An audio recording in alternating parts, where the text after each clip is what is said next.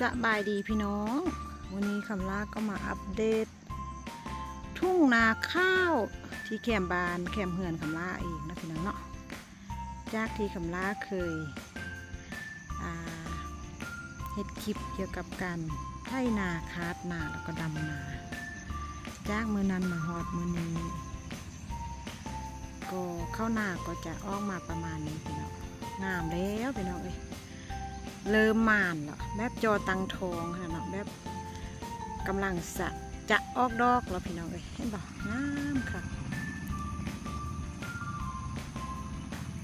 ตอนนี้ก็จะประมาณ8 โมงกว่าๆตะเวนก็ขึ้นสูงแล้วพี่น้องแต่ว่าสภาพอากาศอยู่ที่บ้านคำลาก็จะบ่คอยแจงปานได้พี่น้องก็คือดังที่พี่น้องเห็นนี่แหละเนาะเพราะว่าช่วงนี้ก็เป็นช่วงการทำการผลิตนะพี่น้องจะมีการจุดหัวจุดส่วนเฮ็ดให้เฮ็ดนาประมาณนี้เนาะเพื่อว่าเกี่ยมเข้าสู่ฤดูการผลิตในฤดูฝนพี่น้องก่อนสิปลูกข้าวปลูกมะเดื่อยปลูกสาลีก็ต้องได้มีการเกี่ยมพื้นที่เนาะฉะนั้นก็ได้เตรียมตั้งแต่ตอนนี้แหละไปพี่น้องเพื่อว่าฝนมาแล้วก็สิได้ปลูกเครื่องหัวข้องส่วนเนาะมักพริกมักเขือพี่น้องเลยสภาพอากาศก็เป็นดังที่เห็นนี่แหละพ้นจากการเข้าเกิดไม้หรือว่าใบหญ้าหรือว่าพืชยังต่างๆเนาะเพื่อว่าจะไปทำส่วนทำคันสิว่าไปกระทำส่วนเลยพี่น้องเนาะบางครอบครัวก็จะปลูกข้าวบางครอบครัวก็จะปลูกมะเดื่อยพี่น้องก็เลยเห็นให้สภาพอากาศบ่คอยแจ้งบ่คอยปลอดโปร่งปั่นได้พี่น้องแต่ว่าก็ยังบ่เป็นบ่ถึงว่าขั้นที่ว่าเป็นพิษต่อสุขภาพนะก็ยังพอได้อยู่นะพี่น้องเนาะแต่ว่าถ้าเทียบเสมอก่อนบ่ฮอดฤดูกาลนี้ก็จะบ่มีซี่แบบนี้นะนอกจากหมอกเนาะอันนี้จะเป็นหมอกควันเด้อพี่น้องบ่แม่นหมอกแห่งความเย็นเนาะ พี่น้องเอ้ยคำลาก็มาอยู่จุดนี้ถ่ายคลิปวิดีโออัปเดตหน้าทุ่งนี้ให้พี่น้องได้เบิ่งได้ชมเนาะแต่ว่ามีสิ่งหนึ่งที่คำลาอยากให้พี่น้องเบิ่งถ้าว่าพี่ๆเพื่อนๆเคยเบิ่งคลิปคำลาในคลิปที่แล้วเนาะพี่น้องก็จะเห็นว่าปอนที่คำลานั่งเนาะนั่งอยู่ท้ายคลิปตอนนั้นก็จะเป็นไส้น้ำไส้ห้วยแล้วก็มีดอนทรายมีดอนขี้หินแห่นะบ้านคำลาจะเดินมาขี้หินแห่นะพี่น้องเนาะแต่ว่าเดี๋ยวนี้เจ้าของนาคนก็จะมีการปรับปรุงนะพี่น้องคือว่าเอารถแมคโครมาขุดคลองเพื่อบ่ให้นำช่วงฤดูฝนเพื่อบ่ให้นำขึ้นมาล้นท่วมทุ่งนาก็จะเป็นประมาณนี้แล้วพี่น้องเนาะเพื่อนก็จะเอารถแมคโครมาขุดคลองแล้วก็เอาที่ดินมาท่มที่ฝากนาเพื่อว่าให้ใต้น้ำไปตรงนั้นเนาะอันนี้ก็เป็นผลกระทบจากฤดูฝนน้ำท่วมนาอะไรนะพี่น้องเนาะแต่ว่าตอนนี้ก็จะมาดูในสภาพแบบนี้นะพี่น้องเราก็จะขุดคลองให้เป็นเรียบร้อยนะพี่น้องเนาะแล้วก็จะเป็นเงาไม้คาเด้อถ้าว่าต่างคนนี่ก็คือบอกเอาไปค่ายเงาใหญ่เท่ๆเลยเป็นอยู่แคมน้ำเนาะ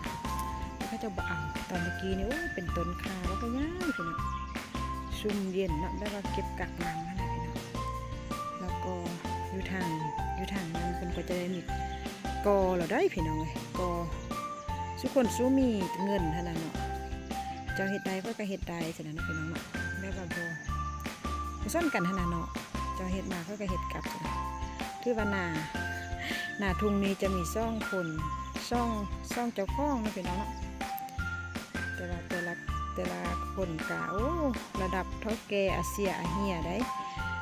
ที่เฮือนเฮ็ดก็จะเป็นเท่าแก่มาแต่ USA นะพี่น้องเนาะเอามาสร้างบ้านสร้างเฮือนใหม่อยู่ที่นี่พี่น้องนี่ก็จะเป็นคลิปที่คำลาพา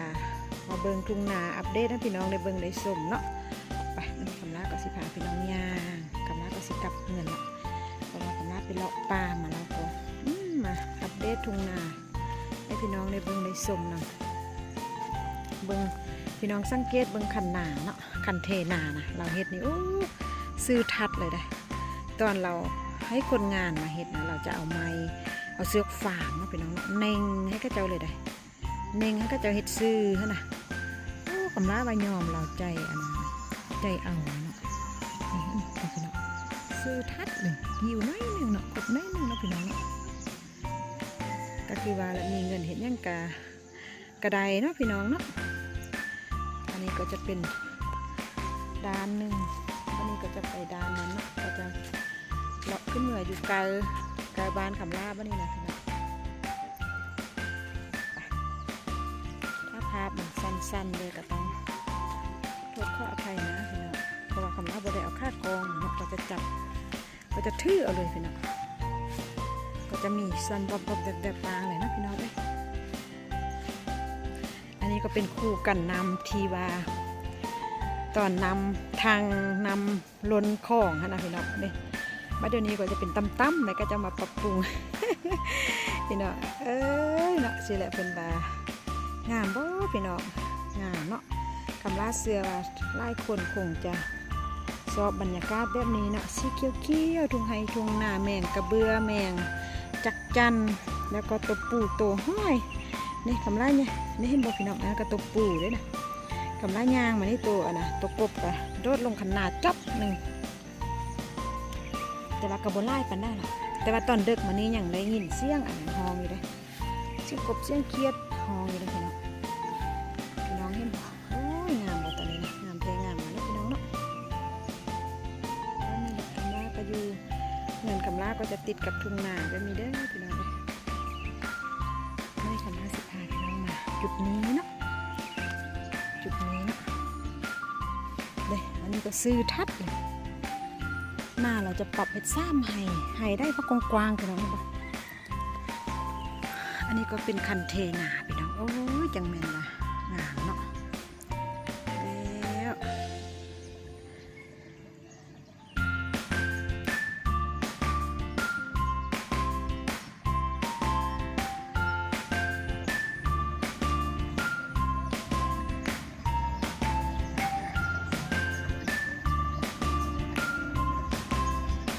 ให้พี่น้องเบิ่งนะ